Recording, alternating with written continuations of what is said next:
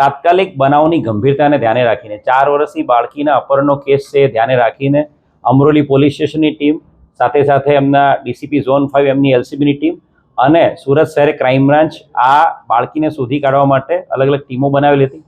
5 inspector,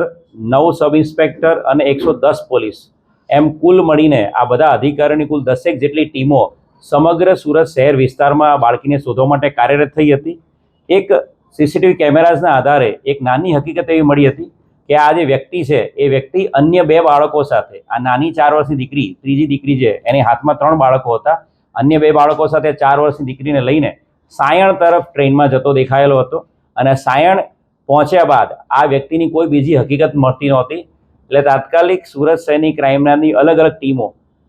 સાયણથી Vadodara Ahmedabad તરફના railway સ્ટેશનો અને સાયણથી સુરત થઈને વલસાડ વાપીથી મુંબઈ તરફના કુલ 43 જેટલા રેલવે સ્ટેશનો પર આ બાળકીને અને એના અપહરણ કરતા વ્યક્તિને શોધવા માટે અલગ અલગ 43 જેટલા રેલવે સ્ટેશનો ઉપર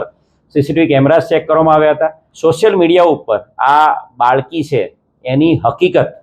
એના ફોટોગ્રાફ સાથે ગઈકાલે તમામ સોશિયલ મીડિયા પ્લેટફોર્મ પર મૂકવામાં આવી હતી। આજે વહેલી સવારે એક મોટી સફળતા બાળકીને શોધી કાઢવામાં મળી છે। અમદાવાદના એક નારોલ વિસ્તારના જાગૃત નાગરિકે સુરત શહેર ક્રાઇમ બ્રાન્ચના પીઆઈને ફોન કર્યો હતો અને કહ્યું હતું કે આ ફોટોગ્રાફ જે સોશિયલ મીડિયા પર વાયરલ થયો છે આ દીકરીને આ વ્યક્તિ સાથે મેં ગઈકાલે એક જગ્યાએ જ્યાં ફ્રીમાં જમવાનું મળે છે એ જગ્યાએ એને બેઠેલો અને જમતો જોયેલો હતો। તાત્કાલિક ક્રાઇમ બ્રાન્ચની જે ટીમો વડોદરા અને આણંદમાં તપાસ કરી રહી હતી એ ટીમો તાત્કાલિક અમદાવાદ જવા રવાના થઈ હતી ભીખ માંગવાના આશયથી અને જેથી કરીને આ બાળકીઓ અને બાળકોની સાથે હોય તો એને ફ્રીમાં જમવાનું મળી જાય અને ભીખ પણ મળી જાય એ આશયથી આ બાળકીને લઈને નીકળી ગયો હતો અને આરોપીને અમરોલી પોલીસ દ્વારા અટક કરવામાં આવશે અને એની વધુ રિમાન્ડ લઈને આગળની પૂછપરછ કરવામાં આવનાર છે।